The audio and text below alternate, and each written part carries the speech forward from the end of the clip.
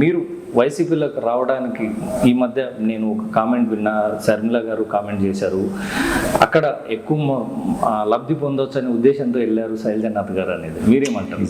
ఎందుసలకి శర్మిల గారి గురించి ఎంత తక్కువ మాడుకుంటే అంత మంచిది.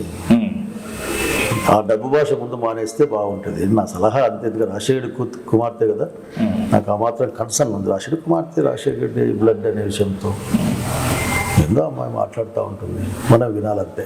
సార్, ఒక 10-15 ఏళ్ళ క్రితం ముందు వెనక్కి వెళ్తే కాంగ్రెస్ పార్టీని వ్యతిరేకించి జగన్మోహన్ రెడ్డి గారు పార్టీ పెట్టారు. అప్పుడు చాలామంది కాంగ్రెస్ నేతలందరూ ఈయనకు అండగా నిలబడి ఆ టైంలో మినిస్టర్గా కూడా ఉన్నారు.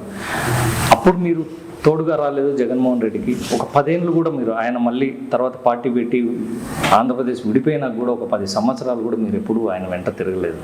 దాదాపు నాకు తెలిసి ఆయన పార్టీ పెట్టి 14-15 ఇయర్స్ అవుతుంది. ఇప్పుడే ఎందుకు? ఒక 2-3 దీంట్లో 2 అంశాలు చూడాలి మనం. ఒకటి, I have my own reasons. అది అన్నీ చెప్పాల్సిన అవసరం నాకైతే కనపడదు. నాకు సొంత నిర్ణయాలు నాకు ఉంటాయి. అట్లాగే నాతో కలిసి పనిచేసిన 20 సంవత్సరాలు కలిసి పనిచేసిన వాళ్ళ యొక్క విషయం, వాళ్ళ గురించిన ఆలోచన, అట్లా ఓవరాల్గా ప్రజల కోసం ఏం జరిగిన ఆలోచన, ఇట్లా 3-4 అంశాలతో రాజకీయ నిర్ణయం తీసుకుంటాం. అంటే కాంగ్రెస్ పార్టీలో ఉంటే ఇంకా మీకు లైఫ్ లేదని ఏమన్నా ఫీల్ అయ్యారు?